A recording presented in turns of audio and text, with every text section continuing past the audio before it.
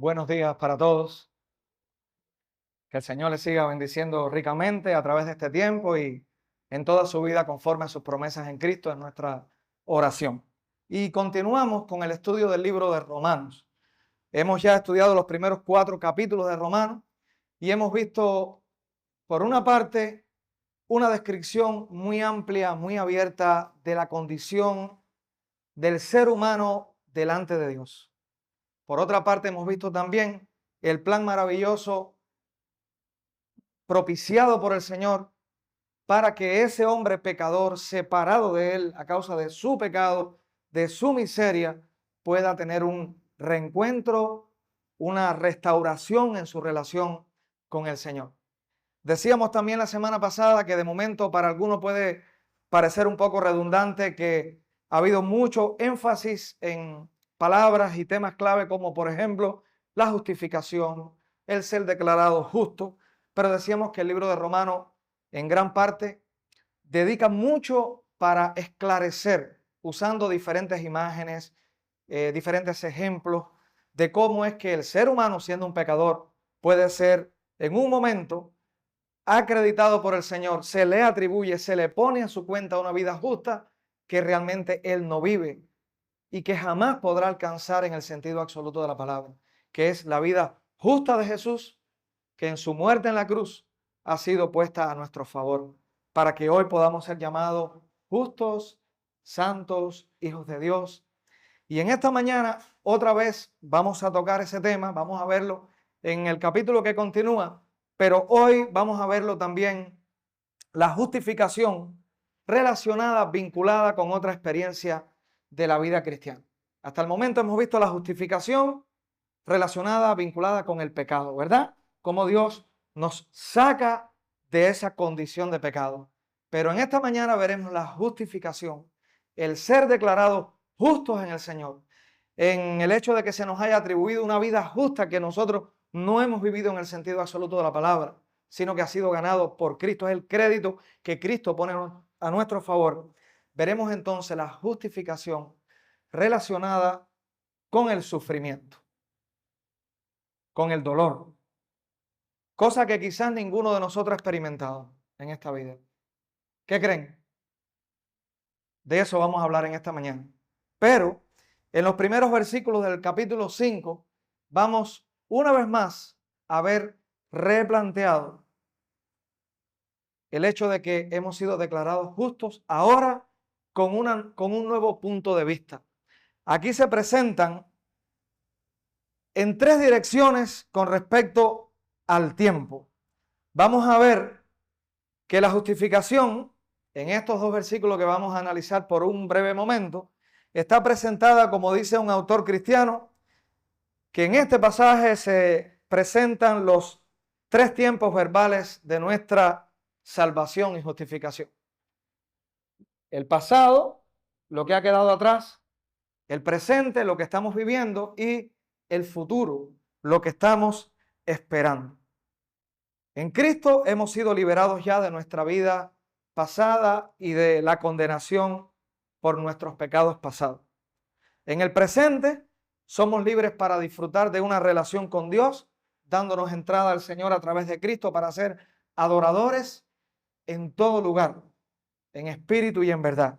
Y mirando hacia el futuro, con toda certeza, el cristiano, el creyente, que ha experimentado la libertad en Cristo de su pecado pasado, hoy vive un presente expectante, esperando que un día estaremos en su presencia. Presencia asombrosa, casi que en nuestra mente no podemos vislumbrar, recrear cómo será el futuro de nuestras vidas en la presencia del Señor, aun cuando la Biblia lo revela. Va mucho más allá de nuestro razonamiento, nuestra lógica y nuestra capacidad para imaginar. Entonces, vemos ahora en estos versículos iniciales el pasado, el presente y el futuro de nuestra justificación, para luego entonces pasar a ver la justificación relacionada precisamente con el sufrimiento. Versículo 1 dice así, del capítulo 5: justificados pues por la fe, tenemos paz para con Dios por medio de nuestro Señor Jesucristo. solo hacer una aclaración. No dice tenemos paz de Dios, sino paz con Dios. La paz de Dios es una cualidad, virtud, capacidad ante las circunstancias. Pero la paz con Dios es en el vínculo con Él, en la relación con Él. Se ha roto toda barrera. No hay ya más enemistad entre los hijos de Dios y Dios, porque Cristo ha sido suficiente con su sacrificio para que eso quede completamente allanado. Veamos la segunda parte entonces del versículo. Dice así, versículo 2, por quien también tenemos entrada por la fe a esta gracia en la cual estamos firmes. Eso está hablando ahora de nuestro presente. Ya tenemos paz para con Dios y Dios nos ha dado entrada a esta gracia por la fe, a este favor y esta bondad inmerecida en la cual vivimos, en la cual experimentamos la vida y en la cual sobre todas las cosas, como dice este pasaje, estamos firmes. Él nos llamó, Él nos justificó y Él nos va a llevar en un proceso de santificación, de perfeccionamiento, de crecimiento, de madurez en nuestra vida. Y miremos ahora hacia el futuro. Y, versículo 2, nos gloriamos en la esperanza de la gloria de Dios. Vista hacia el futuro, hacia el futuro. Nos gloriamos en la esperanza de la gloria de Dios. Significa que vivimos gloriándonos con gozo, con júbilo, con fuerza, con motivación, todos los días, sabiendo que aún todavía no hemos experimentado todo lo que el Señor tiene en su plan para su iglesia, sino que continuamos en este mundo donde hay todavía el embate de muchas situaciones que afectan, traen sufrimiento, precisamente de eso hablaremos, dolor, temor, muchas cosas vienen a la vida, pero ya estamos en el Señor, aunque todavía no hemos llegado a esta última parte de este versículo, pero dice el texto, pero ya nos gloriamos, ya nos gozamos, ya nos alegramos, ya eso es un impulso para nuestra vida, saber que un día estaremos en la presencia del Señor. Y de eso habla la esperanza. Es la certeza de un bien que vendrá y por lo tanto ya en el presente, como tengo esa esperanza, vivo gozoso, animado, alegre, debido a esa esperanza de ese bien absoluto en este caso que vendrá para nuestra vida. Ya con esta idea inicial, donde se habla de la justificación en estos 3 tiempos, pasado, presente y futuro, vamos a pasar a ver en esta mañana la justificación vinculada con el sufrimiento en la vida. Vamos a orar para entonces comenzar con el estudio de esta mañana. Señor, gracias porque una vez más podemos estar hoy reunidos.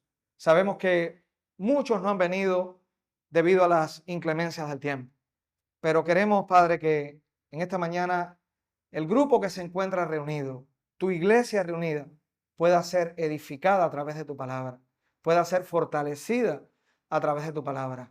Permite que hoy podamos salir de aquí con un nuevo desafío de traer a otros, atraer a otros a Cristo, llevando tu palabra, llevando este mensaje que estamos aquí estudiando, meditando y que nos lleva a nosotros a la adoración. En el nombre de Jesús, amén. Entonces, vamos a ir hasta el versículo 3. Vamos hasta el versículo 3 y vamos a comenzar a leer el versículo 3 en el contexto de lo que acabamos de ver. La justificación vista en el pasado, mirando hacia el presente y hacia el futuro. Y ahora este versículo se conecta con esa idea que ya dijimos a manera de introducción. Miren cómo dice el versículo 3. Y no solo esto, no solo que estamos conscientes de lo que ha ocurrido en el pasado, en el presente y lo que nos espera en el futuro y que nos gloriamos de ese futuro. Dice el apóstol Pablo, que es quien escribe aquí inspirado por el Señor. Y no solo esto, hay más que debemos tener en cuenta en nuestra experiencia de fe. Y no solo esto, sino que también, añadiéndole a lo que ya ha sido dicho, nos gloriamos en las tribulaciones. Nos detenemos, lo primero, otra vez la palabra gloriar. nos alegramos, nos henchimos de alegría y hasta de un orgullo santo. Nos alegra. Ahora, ¿en qué nos alegramos? Dice Pablo. En las tribulaciones. ¿Qué significa la palabra tribulación? Aunque ya sabemos que todos suponemos a qué se refiere, ya lo hemos dicho también en la introducción, pero es importante cuando uno mira la palabra con la cual se escribió el idioma original de la Biblia. La palabra tribulación en este pasaje da la imagen de alguien que se encuentra bajo presión, bajo gran presión. Y también da la imagen, da la idea de la acción que se empleaba para exprimir las olivas, el fruto del olivo, para extraer el aceite. Imagínense, se tomaba el fruto del olivo y se exprimía. Y también es una palabra que expresa la misma idea para extraer el jugo de la uva. Piensen ustedes si tribulación apunta en esa dirección, y ahora lo vemos en el contexto de nuestra vida, cuánto ilustra lo que nosotros podemos experimentar cuando viene el dolor, que tiene muchas caras, muchos nombres y muchas maneras de llegar. ¿Sí? De muchas maneras. Pues dice la palabra en este pasaje, la tribulación, nos gozamos también en la tribulación. Nos gloriamos en la tribulación. ¿Cómo puede ser posible esto? Con tantas y tantas maneras de experimentar el dolor en la vida y reaccionar ante él. Bueno, dedicaremos ahora unos minutos antes de seguir mirando lo que dice el texto de cómo nos podemos gloriar en la tribulación, en el sufrimiento. Vamos a mirar primeramente las maneras negativas, pecaminosas, tóxicas, y cabe muy bien la palabra, en las que nosotros podemos reaccionar cuando viene el sufrimiento a la vida. Vamos a enumerar las formas o las maneras en que nosotros experimentamos el sufrimiento. Creo que no es necesario. Todos estamos muy claros. Cuando llega a nuestra vida la adversidad, que puede ser a través de las relaciones, de las circunstancias, de la salud, de tantas maneras puede llegar a la vida aquellas cosas que son completamente indeseables y que roban o aparentemente roban completamente toda sensación de estabilidad, bienestar, beneficio a la vida. Entonces, dice por acá un autor, y cito textualmente, la diversidad del sufrimiento no solo consiste en factores externos, las cosas que ocurren desde afuera, sino también en los internos, el cómo yo lo asimilo, el cómo yo lo recepciono, lo recibo, lo entiendo y comienzo a caminar a partir del momento que llega a mi vida determinada situación o experiencia. Hay un factor externo y hay un factor interno. Entra la personalidad, el temperamento de quienes experimentan la adversidad. Y diríamos algo más, ahí se incluye también la crisis de fe que puede venir a la vida de aquel que está sufriendo y que ya es un hijo de Dios. Hay una expresión también de alguien que escribe y dice, la aflicción es un desarraigo de la vida. Un equivalente más o menos atenuado de la muerte. Una especie de horror que sumerge toda el alma. Cuando llega el sufrimiento a la vida puede estar la sensación de todo acabó, ya las expectativas que tenía, los propósitos, las metas, las ilusiones se han roto. Entonces, veamos rápidamente algunas marcas de la aflicción, efectos tóxicos que pueden venir a la vida de cualquier ser humano. Y es bueno que empecemos por aquí, por lo negativo, para luego llegar y acentuar todo lo bueno que nos dice el texto, por lo cual podemos gloriarnos en las tribulaciones. Lo primero, la aflicción puede llegar a aislarnos del resto de los demás. Puede levantar barreras que nos pueden separar de los demás, incluso de las personas más cercanas. Nos puede llevar a ensimismarnos, mirarnos a nosotros mismos y no ver más que nuestro problema, nuestra dificultad, nuestro sufrimiento, y eso puede aislarnos de los demás e incluso limitar todo el movimiento y proyectos que tenía nuestra vida, que incluso si continuáramos haciéndolo, nos iba a hacer muy bien. Pero nos puede llevar a un aislamiento de todas las cosas. Antes creíamos que algunas personas tenían ciertas experiencias en común con nosotros, pero ahora decimos, no, yo estoy peor. Puedo llegar a verme como una víctima de todas esas circunstancias y verme que no estoy apto, no estoy en la misma sintonía con el resto del mundo. Y eso me puede llevar a aislarme de las demás personas. El sufrimiento severo nos puede convertir en una persona diferente y algunas de las personas con las que una vez sentiste afinidad, puede ser que ya no se vean igual. Esto no es mi experiencia ni son mis palabras, es el resumen de muchas personas que se han dedicado a estudiar la manera en que se puede reaccionar ante el dolor y el sufrimiento. Bien, pasamos a una segunda manera. Acabamos de ver, el sufrimiento te puede llevar a aislarte del resto de los demás. Un segundo efecto tóxico puede ser, y tiene mucha relación con lo que decíamos ya en el primer punto, incluso usé la misma palabra, estar ensimismado, solamente mirando hacia mí, mi problema, me veo como una víctima, me veo como el sufriente y no veo más allá. Se rompen todos los proyectos, se rompen todo. El dolor físico intenso te convierte inevitablemente en alguien ensimismado. Dice una persona que estudia el tema. Hay grandes probabilidades de que pase. Así, solo existe el dolor y que la necesidad que siento de que se detenga embarga completamente mi vida y no veo más allá. En una ocasión, y no lo tengo aquí anotado, alguien decía, siempre vamos a ver la vida por la emoción predominante. Es un principio psicológico, no estamos hablando ahora que aparece en la Biblia así tal cual lo he expresado, pero cuando miramos la vivencia de la vida, sucede. Nos sentimos decaídos, puede ser que lo veamos todo con pesimismo, con falta de esperanza, con expectativas quizás no muy amplias. Así sucede.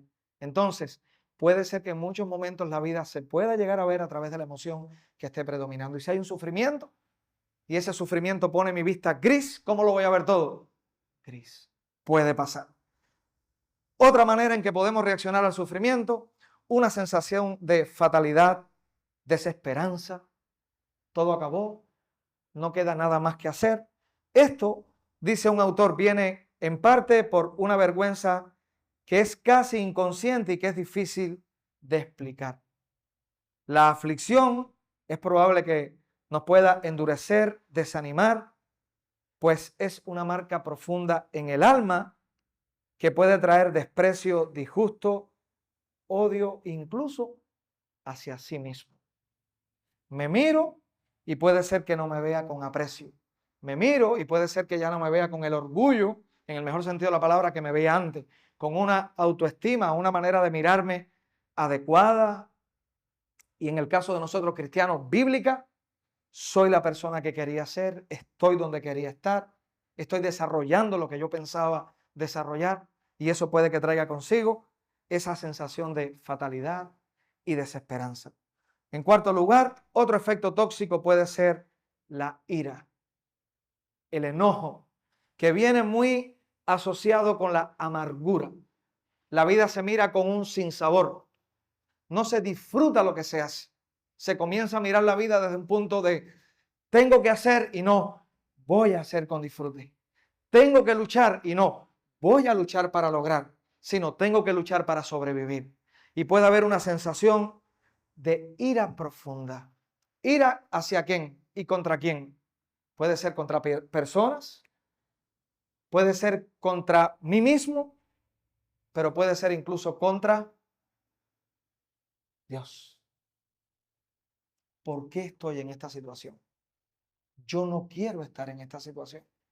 Y desde la hora en punto que comencemos a quejarnos, ya no estamos adorando. La adoración es completamente lo contrario al lamento y a la queja. Cuando yo adoro, estoy reconociendo a Dios como el soberano de mi vida. Pero cuando yo me quejo, aunque directamente no esté mirando a Dios, ni pensando en Él, pero indirectamente yo estoy diciendo, no estoy, Señor, de acuerdo con lo que está sucediendo en mi vida y por lo tanto no acepto tu plan. para mi vida. ¿Puede pasar o no puede pasar? Puede pasar. Entonces suele aparecer la ira, que incluso puede ser hacia uno mismo. Una profunda amargura puede embargar nuestra vida hacia las personas, las circunstancias, hacia mí, incluso en un momento hasta incluso hacia Dios. Un quinto efecto tóxico puede ser la tentación, dice un autor, a la complicidad. El sufrimiento nos puede convertir poco a poco nuestra alma en una especie de inercia donde llego a sentirme bien con mi condición. Y en medio de ese sentirme bien, puede ser que me empiece a ver como merecedor de que otros me ayuden, me quieran, me expresen amor, me mimen, no como a un niño, pero ustedes entienden, me envuelvan en cariño. Soy merecedor de que la gente me ayude. Entonces, puede llegar un punto en que la persona se acomode tanto y en esa postura hasta llega a reclamar, porque se siente cómodo y cómplice de su sufrimiento. Yo soy víctima, por lo tanto, la gente me tiene que querer, la gente me tiene que cuidar, la iglesia tiene que darme, porque miren en qué condición yo estoy, los hermanos me tienen. Y es verdad que hay un deber bíblico, pero otro es un reclamo más allá de lo justo bíblico, centrado solamente en mí, centrando mi atención en mí. Llega a ser pecaminoso cuando es o sucede de esa manera. Y también el sufrimiento, como otro efecto tóxico, puede tener que se puede convertir en una gran excusa para todo tipo de comportamiento y patrones pecaminosos en la vida. Imagínate, yo actúo así porque al final, si yo soy una víctima de la vida, siempre estoy sufriendo, y esto que hago es la única manera que tengo de poder desahogar, de poder liberar, de poder encontrar a mi vida un aliento, un alivio, y puedo justificar con el sufrimiento otros tipos de comportamiento que para el contexto cristiano son incluso pecaminosos y puede ser que dañinos para el resto de los hermanos y familia. Bien, ya hemos visto algunos efectos negativos que puede haber en el sufrimiento. Al final hablamos, al final. Entonces, vamos a ver la perspectiva bíblica del sufrimiento. Créanme que solamente estamos dando algunos detalles, pero el tema del sufrimiento es para hablar semanas y semanas y semanas, porque tiene tantas y tantas aristas, incluso preguntas que se hacen hoy: si Dios es bueno, ¿por qué el mundo sufre? ¿Por qué, si Dios es bueno, aún el cristiano se enferma y sufre? Hay muchas y muchas respuestas para dar, que en otros momentos sé que se han hablado del tema, pero nos vamos a concentrar en lo que ahora expresa el libro de Romanos. ¿Cuál es la perspectiva cristiana del sufrimiento a la luz de estos versículos que continúan ahora en Romanos capítulo 5? Primero decir, el cristiano ve a través y más allá del sufrimiento terrenal, ve el sufrimiento a través de la esperanza futura y la presencia presente de Dios en su vida. Segundo, la perspectiva cristiana descansa en el conocimiento, en la revelación que Dios ha dado de que aún las dificultades solo aumentarán nuestro aprecio, nuestro anhelo, nuestro deseo de que Cristo regrese por su iglesia. No desde un sentido fatalista, sino desde un sentido de una esperanza sana que lleva a vivir con un gozo y una alegría, por lo que un día vendrá, llegará, recibiremos a nuestra vida. Bueno, ¿cuáles son los resultados positivos del sufrimiento? Romanos, capítulo 4, versículo 3, la última parte del versículo. No obstante, leemos desde el inicio. Y no solo esto, sino que también nos gloriamos en las tribulaciones. Y ahora viene el por qué gloriarse en el sufrimiento. Sabiendo, estando conscientes, teniendo el entendimiento que la tribulación produce paciencia. Hasta el momento vimos algunos efectos que producía el sufrimiento negativos, tóxicos, ¿sí o no? Pero que esos efectos toman en cuenta la Biblia, la revelación, se centran en el sufrir bien en el Señor. No, lo que acabamos de ver. Ahora estamos viendo la perspectiva cristiana y bíblica del sufrimiento. Que estamos nosotros exentos de tener una experiencia parecida a la que acabamos de mencionar. ¿Qué creen ustedes? ¿Estamos exentos? ¿Podemos sufrir y desenfocarnos en el sufrimiento? Sí puede pasar. Por eso es tan importante tomar en cuenta lo que estamos ahora analizando. Porque el sufrimiento, si no está ya de huésped de tu vida, puede que esté ya tocando a la puerta. Es así, es la realidad. Hay periodos en la vida, hay circunstancias en la vida, algunas que son temporales, otras que son cargas permanentes.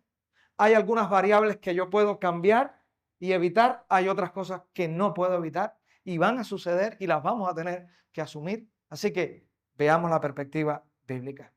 Sabiendo que la tribulación produce paciencia. El primer efecto expresado en este texto, declarado en este texto, que experimenta el cristiano que ha sido justificado, que vive según la experiencia de Romanos 5, 1, 2 y ahora en el 3 cuando habla del sufrimiento.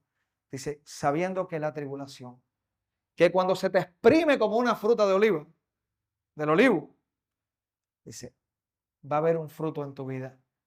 Eso va a producir paciencia. La palabra paciencia en el texto original en el cual se escribe la Biblia, que no es el español, es una palabra que contiene el concepto de resistencia, capacidad para continuar trabajando a pesar y en medio de fuerte oposición y grandes obstáculos.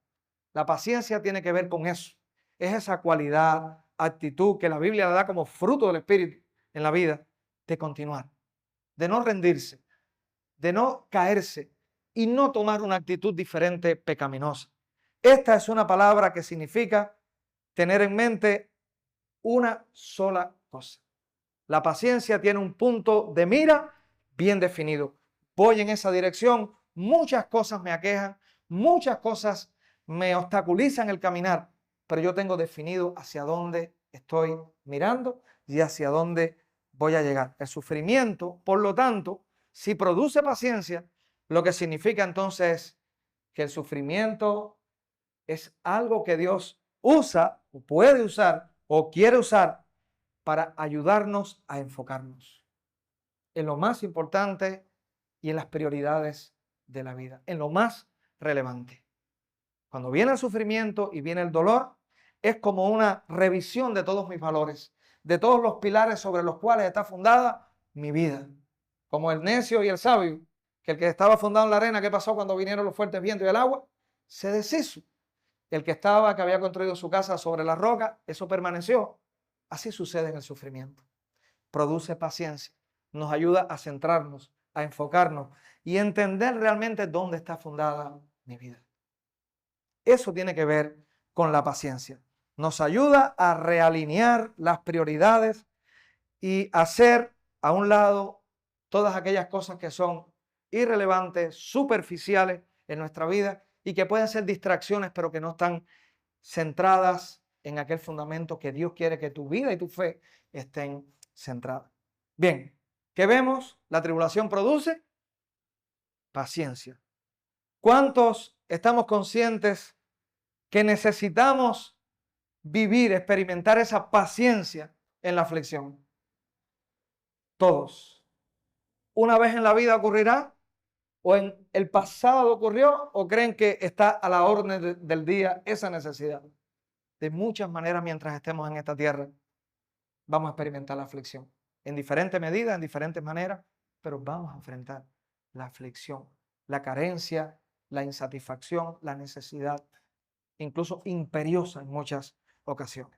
Veamos en el versículo 4 qué produce la paciencia, ese enfoque, ese reenfocar la vida. Miren lo que dice el versículo 4. Y la paciencia prueba. De momento la palabra prueba quizás no nos hace entender muy claro qué es lo que expresa el texto. Bien, la palabra prueba en este texto lo que significa es produce un carácter aprobado. Es lo que quiere decir. Calificaste,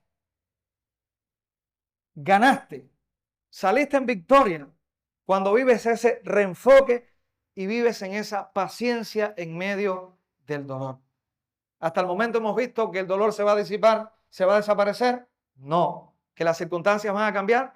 No. Ahora, ¿Dios las puede cambiar? Sí. Pero esto está hablando para ese proceso, ese tiempo sombrío, oscuro de la vida.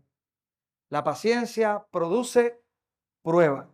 La palabra prueba significa carácter aprobado. Es una cualidad de la confianza que surge por haber pasado la experiencia.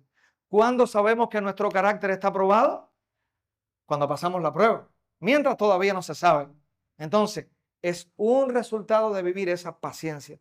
Carácter aprobado. Solo viene cuando llevas a cabo y cumples con el vivir enfocado en la gracia del Señor, en la fuerza del Señor, en el consuelo de Él y los pilares que hacen ver realmente dónde está fundamentada tu vida.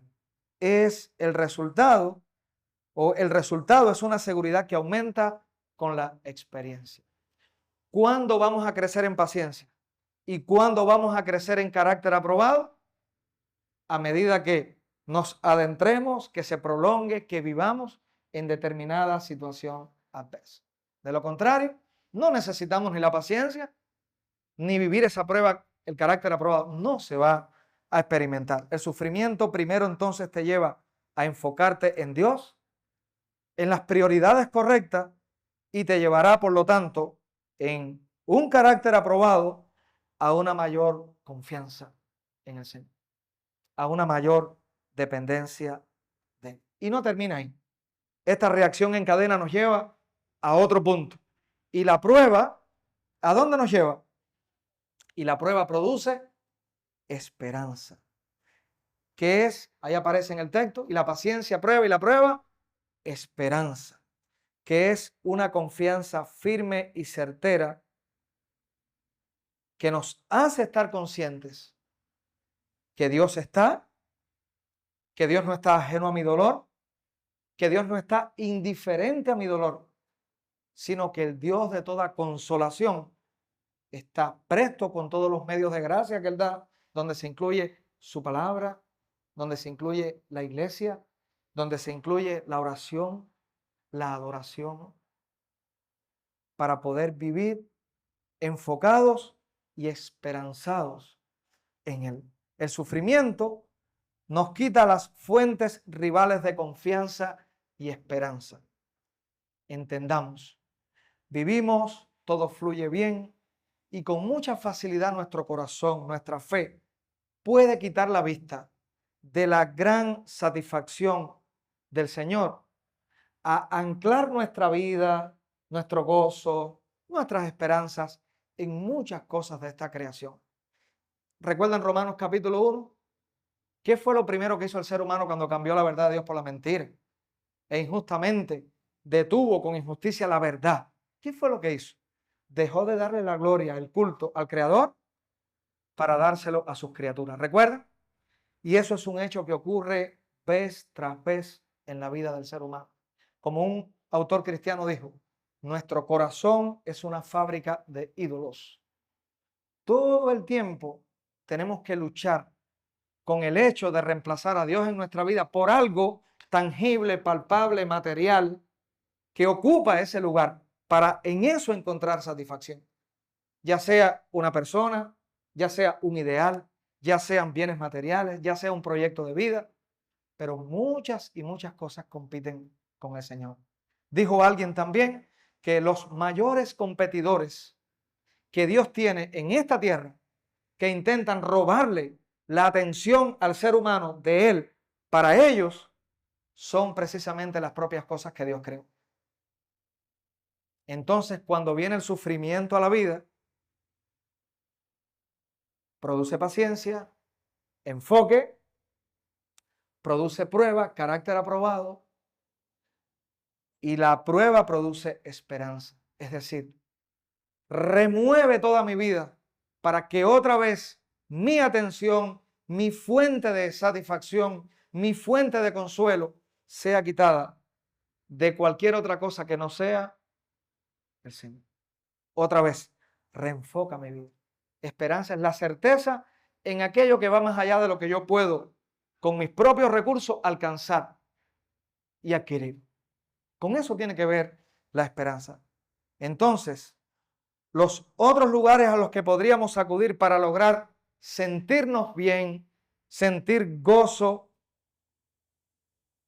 llega el punto donde todas esas cosas quedan disipadas completamente.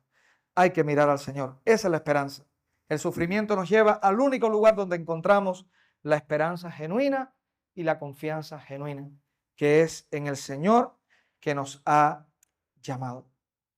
Entonces, pasemos al versículo 5 y veamos qué más nos dice el pasaje. Bien, debemos tener claro en esta cadena de eventos, de experiencias profundas, que hay algo más que tener en cuenta. La esperanza no avergüenza. ¿Por qué razón? Porque el amor de Dios ha sido derramado en nuestros corazones por el Espíritu Santo que nos fue dado. La esperanza no nos lleva a un punto donde nos avergonzamos, nos decepcionamos, aun cuando estamos sufriendo. ¿Y cuál es la razón? Porque sabemos que hay algo más grande, más sublime, más poderoso, más trascendental que cualquier sufrimiento que enfrentemos en la vida. ¿Cuál es? Lo dice el texto. Porque el amor de Dios ha sido derramado en nuestros corazones. ¿Estamos conscientes de esa realidad? Si hoy te consideras y profesas ser un hijo de Dios, un creyente en Cristo, ¿tú estás consciente de lo que significa que el amor de Dios haya sido derramado en nuestros corazones? Díganme, posiblemente algún ateo incrédulo diga, eso es una locura. Pero para nosotros, ¿entiendes lo que eso significa? ¿Cuántos deseamos ser amados por los demás? ¿Cuántos hemos reclamado amor en algún momento a alguien, a un esposo, una esposa, a un hijo? ¿Lo hemos hecho? Piensen que a Dios no hay que reclamarle amor y que es un amor que va más allá de cualquier condición y cualquier límite. Grábate esto en tu mente. El amor de Dios ha sido derramado en nuestros corazones por el Espíritu Santo que nos fue dado. Este texto está diciendo que la tercera persona de la Trinidad, Padre, Hijo, Espíritu Santo, ha sido dado a nosotros. Está en nosotros. Es un pasaje que está diciéndolo. Hay otros que lo dicen de una manera más clara y articulada, pero vamos a centrarnos en este ahora. El Espíritu Santo nos fue dado y su amor ha sido derramado en nuestros corazones. Recuerda que Dios puede usar el sufrimiento entonces para despertar a una persona a que vea su pecado como un tipo de intervención en el cual se encuentra embargado por ese pecado, por esa distracción, y el sufrimiento puede ser un medio usado para despertarnos y que entendamos, tengo que acudir a aquel que está fuera de mis circunstancias y de mí, aquel que ha derramado su amor en mi corazón y que ha dado su Espíritu Santo a mi vida. Este tipo de intervención Dios la hace única y exclusivamente por amor, por el amor que en Cristo ha sido derramado a nuestra vida. Dios puede tratarte en un momento, según estamos viendo, duramente si es necesario. Pero siempre recuerda, no por odio, no por castigo, sino como aquel Padre amoroso que puede usar incluso el sufrimiento para atraerte, para enfocarte, para que reevalúes cuáles son aquellos pilares en los cuales se sostiene tu vida y para que tu esperanza tenga el enfoque correcto. No hay nada en esta tierra, material o inmaterial, que sea eterno, para que tu esperanza pueda ser puesta en el eterno. Recuerda, nunca dudes cuando estés en el sufrimiento, si Dios te está castigando y sobre ti está su ira y su condenación. Nunca lo pienses. Ya su ira, la ira que me correspondía a mí, ya Dios la derramó sobre otra persona. ¿Sí o no? Cuando yo esté sufriendo, nunca puedo decir, Señor, pero esto será tu ira, la condenación por mi pecado. Recuerda que esa ira, espérese, al final cantamos, esa ira y esa condenación ya fue derramada sobre alguien, sobre Cristo. Nunca asocies tu sufrimiento con un castigo. Ahora, que en un determinado momento tu sufrimiento pueda ser de alguna manera una forma de disciplina, corrección, inquietud para reenfocar tu vida, puede ser, pero nunca va a ser la ira y la condenación del Señor. Su amor ha sido derramado en tus corazones. Eres libre entonces para ver el sufrimiento de una forma que solo la fe en el Evangelio produce, como algo que no toca o afecta el amor que Dios tiene hacia ti y que no debe tocar y afectar el gozo de tu salvación, el gozo de la presencia de Dios en tu vida. Porque lo que perdiste en tu sufrimiento, que puede haber sido comodidad, salud, bienestar material, una ruptura en una relación, nunca debe ser la fuente principal y única de nuestro gozo. ¿Estamos claros de eso? Entendemos que el gozo del Señor está por encima de cualquier beneficio y gozo que podamos recibir por las cosas creadas, materiales, inmateriales, incluyendo los familiares y seres más queridos. El gozo del Señor en la experiencia de fe trascendental que tiene que ver con mi eternidad es mucho mayor, es mucho más trascendental. Así que a eso nos ayuda a enfocar el gozo conforme a lo que hemos visto en este pasaje. Por lo tanto, para ir prácticamente culminando, decir algunas ideas más. Una, el sufrimiento transforma nuestra actitud, quitando la atención que teníamos hacia nosotros mismos y poniéndola solamente en aquel que te puede dar consuelo y fortaleza. En segundo lugar, el sufrimiento va a cambiar profundamente nuestra relación con las cosas buenas que hay en esta vida. Si las habíamos sobrevalorado, nos van a ayudar a darle el valor equilibrado que realmente tienen. El Señor está por encima. En tercer lugar, el sufrimiento puede fortalecer nuestra relación con Dios aún más allá de lo que antes se encontraba. Nunca vamos a entender que necesitamos del Señor tanto hasta que terrenalmente nos demos cuenta que no tenemos nada a lo que apelar. Entonces, el sufrimiento nos puede llevar a una relación, una dependencia mucho más profunda del Señor. También el sufrimiento puede ser en muchos momentos un prerequisito, o sea, un requisito, una experiencia previa para que tú y yo podamos mirar a aquel que sufre con ojos, pudiésemos decir, con una perspectiva de mayor sensibilidad, identificación y deseos de poder de alguna manera ser de ayuda y consuelo para aquel que sufre. ¿Quién entiende mejor el sufrimiento de otro que aquel que ha pasado por algo similar? Cuento esta anécdota que en muchas ocasiones yo he contado porque ha sido un testimonio impactante para mi vida. En una ocasión, una hermana de una iglesia donde nosotros éramos pastores, donde yo pastoreaba, su hija repentinamente, accidentalmente fallece, así de manera instantánea. Era una señora de casi 80 años, esta hermana de la cual hablo. Cuando fui al funeral, me abrazó y me dijo al oído: pastor, en este momento tengo un dolor tan grande que mi corazón me duele. Y he sentido deseos de volver a las adicciones que una vez tuve para ver si me alivian. Y me dijo cuáles eran las adicciones. Eso fue en la funeraria. Así de esa manera. Y tengo el deseo de volver a los vicios. Y me dijo cuáles. Oramos, ella estuvo ese día.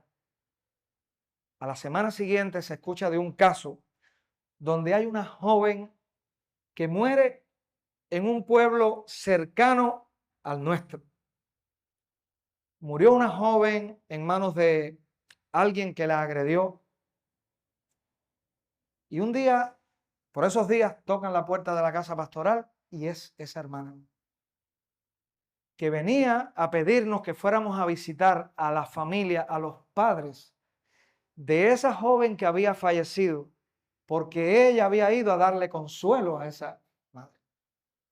Muy interesante.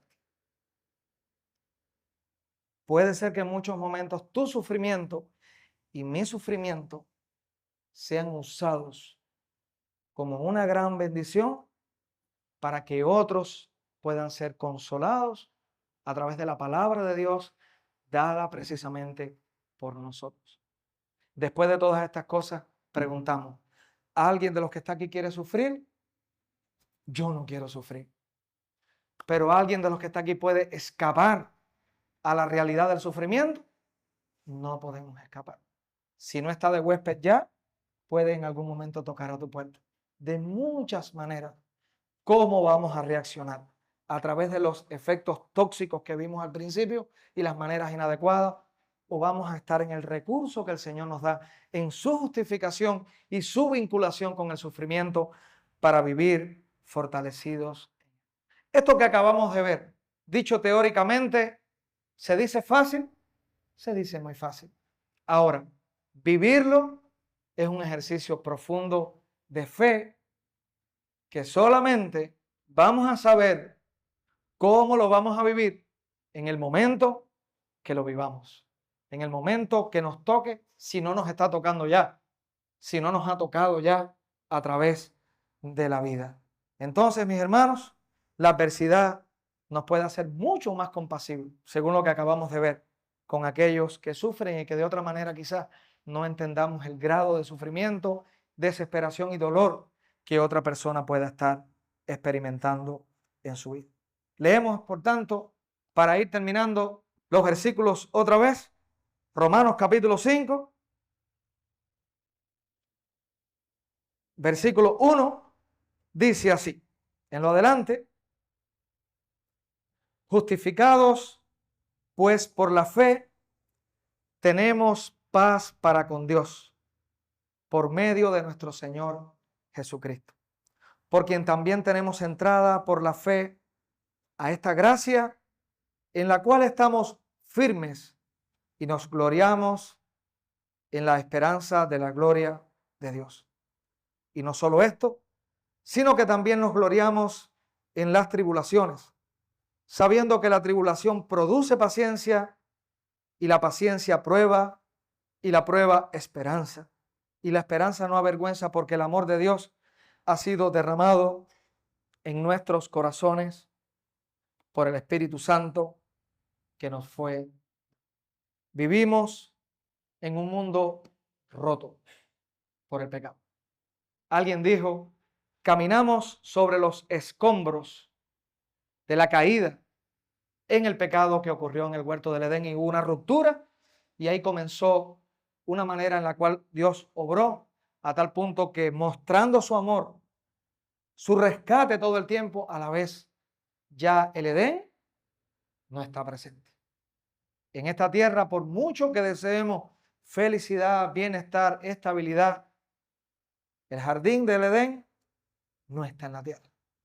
Por lo tanto, aquellas palabras que comeríamos, el pan con el sudor de la frente, que aún la mujer le sería difícil dar a luz, que aún la naturaleza atentaría contra el fruto que daría la tierra, hasta el día de hoy está presente.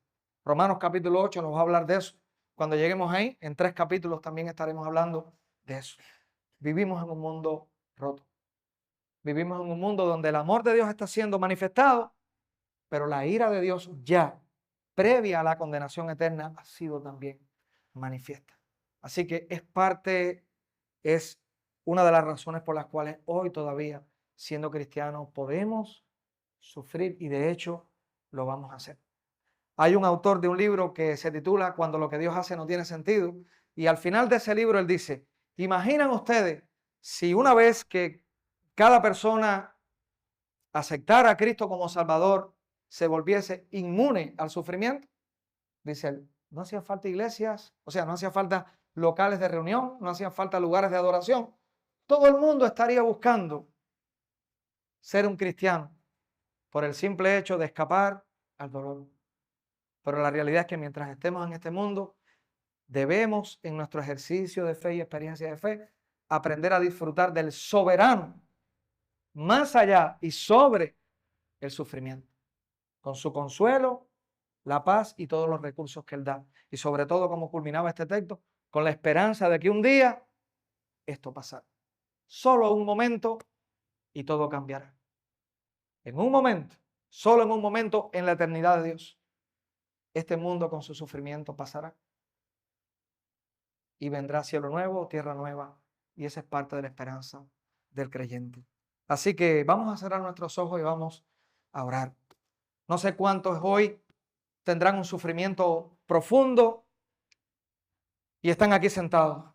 Y quizás están diciendo, me estoy identificando con los efectos negativos y tóxicos, o Señor, estoy en la victoria que tú das.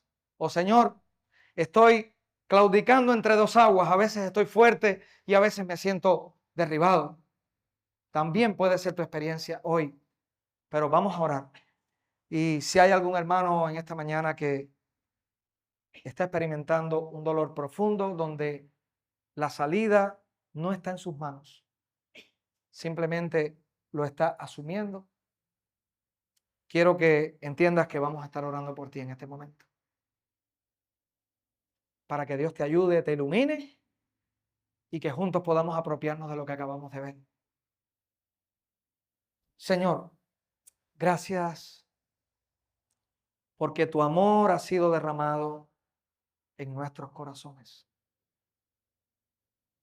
Gracias porque en medio del dolor, el sufrimiento, que puede traer desesperación y tantas cosas que hemos visto en esta mañana, tu palabra dice de manera categórica que aquellos que han sido justificados se pueden gloriar en la tribulación, se pueden alegrar y sentir gozo en la tribulación, porque la tribulación, cuando se vive en el Señor y se sufre en el Evangelio, tiene frutos, produce paciencia, produce enfoque, produce un carácter aprobado.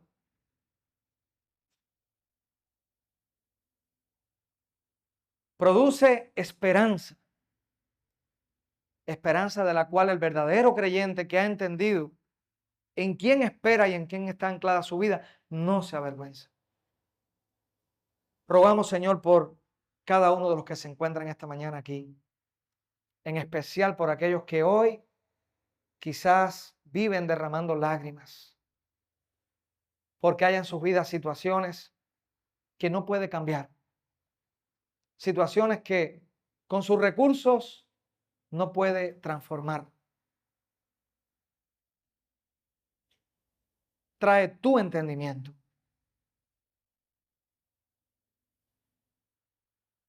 Aclara nuestra fe. Haz que podamos mirar con claridad tu palabra para ver qué dice acerca de ti, de nosotros, y la manera en que tú tratas con nosotros en el dolor. Pedimos consuelo para el dolor de aquel que hoy esté sufriendo.